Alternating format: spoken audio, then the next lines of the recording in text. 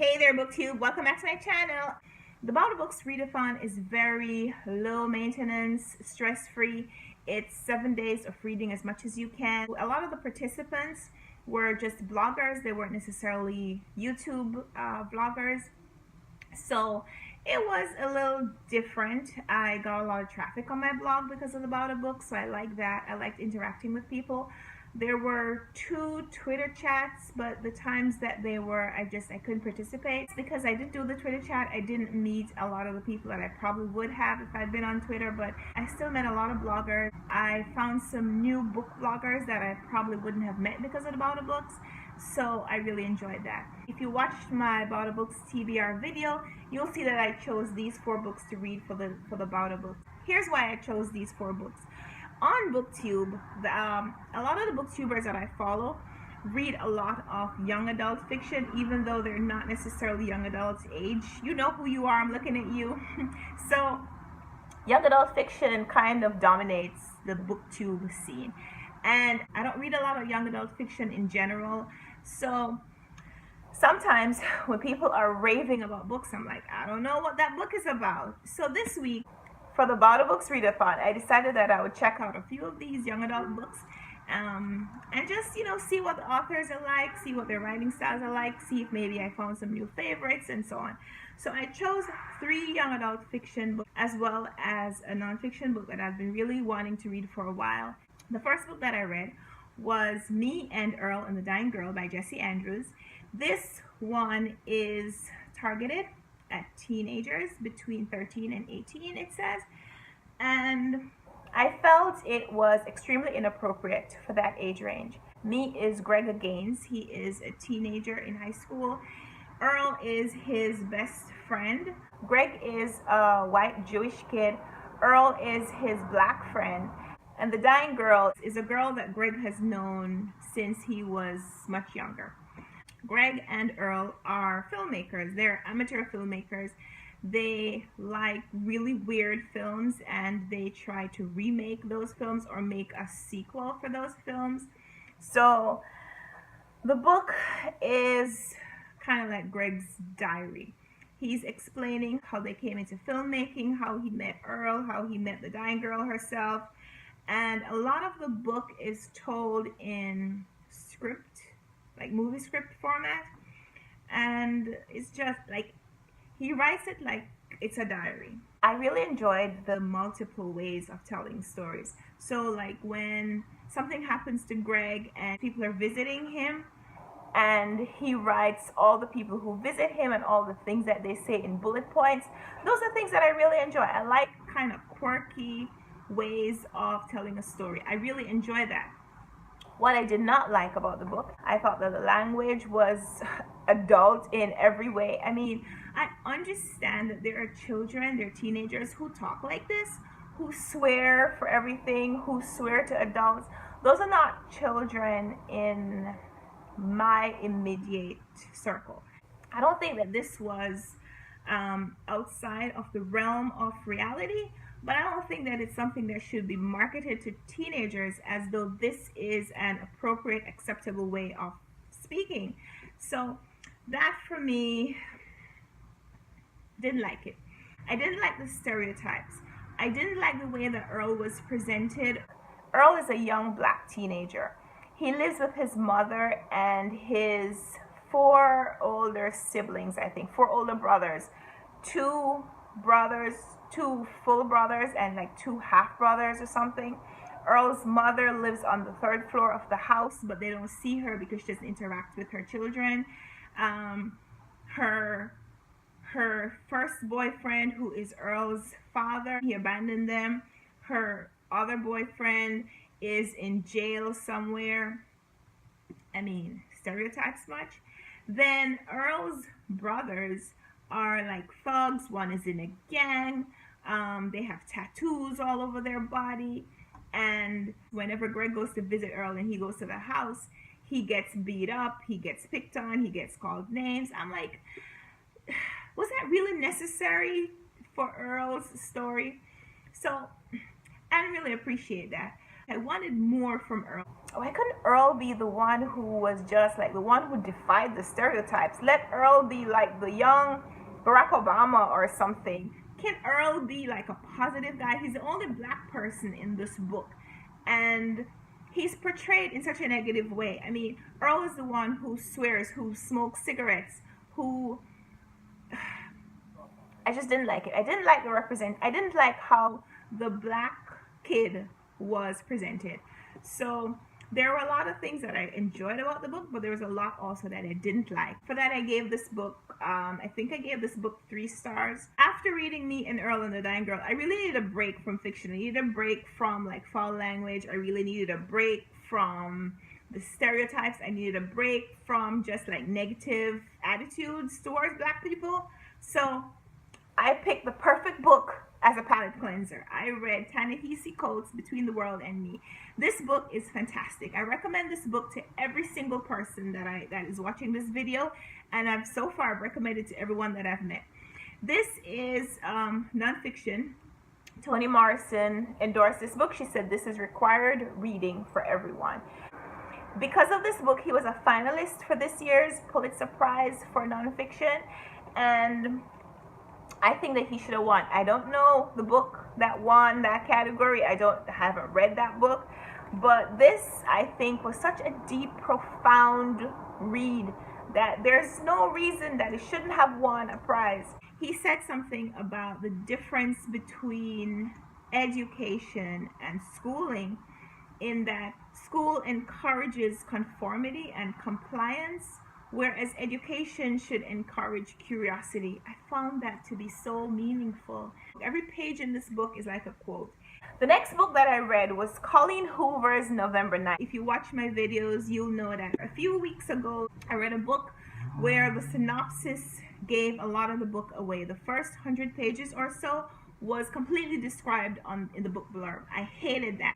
I hated knowing everything that was going to happen in advance. I really disliked that. So, Colleen Hoover, I decided to not read any part of the synopsis, not read anything of the book blurb or anything. I just went into this book blind. I knew that the 2 main characters were going to be Ben and Fallon. I didn't know whether Ben was Fallon's boyfriend, brother, co-worker, father. I didn't know, and I didn't care. This book was fantastic. On BookTube, there is a saying that people will say, all the feels. I didn't know what that meant, all the feels, that phrase, all the feels. What does all the feels mean? I feel everything. No. Colleen Hoover is one of those authors who writes all the feels.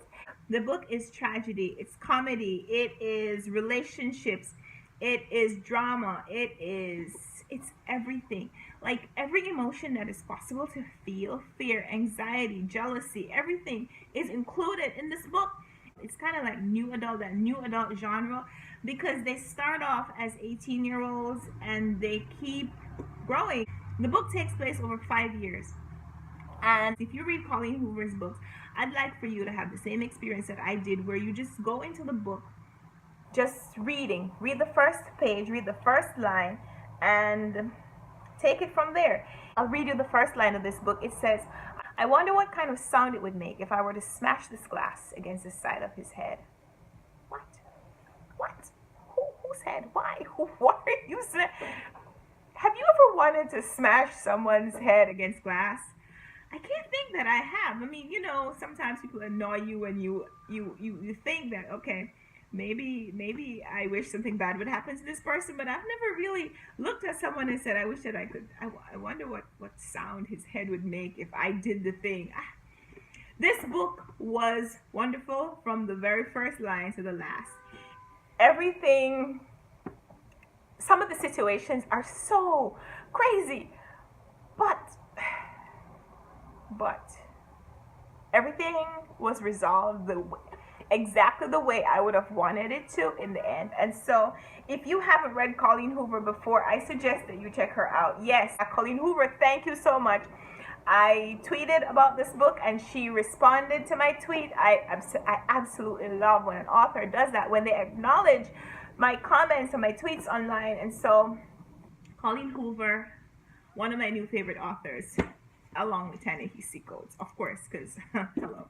Jesse Andrews, I'm sorry, you're gonna have to work a little harder. Then we come to book number 4. The last book on my TBR for the Boutofbooks Readathon was The Problem with Forever by Jennifer L. Armentrout. This is another young adult fiction book that I was looking forward to just checking out the author. She is a #1 New York Times bestseller. So I thought, okay, this should be an interesting read. I don't think so. I don't love it. After 100 pages, everything that I had read was already in the book blurb. Honestly, I feel like book blurbs could be done away with and I wouldn't care. Here's what the book blurb says. Mallory Mouse Dodge. For some people, silence is a weapon. For Mallory Mouse Dodge, it is a shield. Growing up, she learned that the best way to survive was to say nothing. How can you have a main character who says nothing? Everything that she's going through is internal dialogue while other people are talking around her. I don't know. That doesn't really work for me. I like people who talk. I probably talk more than I should. I mean, come on. I have a BookTube channel where I'm talking to you and you don't get to talk back until maybe, you leave me some comments, which would be really great, by the way. But I like to talk. I like to express myself. I like to express my opinions. I don't always talk. I also listen a whole lot. But come on, as a main character, the main character needs to speak. Anyway, so Mallory, she grew up in foster care. She had an incident, and when she was about 13, a couple, they adopted her. Now she is 18. She's a high school senior, and she's been homeschooled for the past 4 years, but now she wants to try to develop her social life, so she decides to go to high school for the last year. When she goes to the high school, the public school, she meets the boy who she used to live with in foster care. Before she sees him, she's taking all these steps. She's talking to people, and then here comes Ryder out of nowhere, and he calls her Mouse. And just like that, she goes back to being like silent, to being like a mute, and people are calling her mute because she doesn't say anything. There's a lot of description of diverse people in this book. Most of the characters seem to be Hispanic. Mallory, I think, is white because she's Irish. She has red hair. Ryder is white and Hispanic. Kiara, who's the girl who tries to befriend Mallory, she seems to be black. The adopted parents who are doctors, they are Hispanic. They speak Spanish in the book. I like that. There is a lot of diversity. I enjoy that. But again, with the diversity seems to come the stereotype. The grandmother, who is his foster mother, she won't adopt him because she's trying to get money from the system. The Hispanic boys, they are drug runners, or it seems like they're drug runners. There is a lot of discussion about like beating up, and there are a lot of Hispanic people who their children are not in gangs. There are a lot of black girls who are good at other things other than just dancing or cheerleading. So why don't we see that in this kind of book? So far, this book is not my favorite, and because of that, I didn't finish it. I probably could have read this book in the time that I had, but it would have required me staying up until midnight to finish it, and I just wasn't that motivated. I will finish it. I'll finish it this week. I'll finish it maybe today. Maybe by tomorrow I'll be done with it so I can give you a full review. I hope it turns around. I'm still at page 180, so this book goes to page 460 something.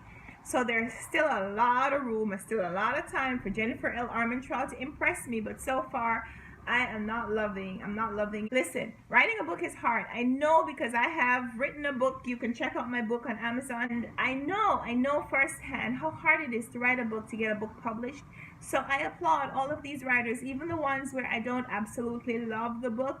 I applaud them for having a book out that I can read, a book out that I can experience. And so, I don't want to rag on writers, but I just want to tell you what I think about the book. Everything is not going to be great, and as a creator, sometimes you just have to put it out there, even if it's not the best thing that you've ever written. So that was my Boutofbooks Readathon. I completed 3 books. I read part of another one.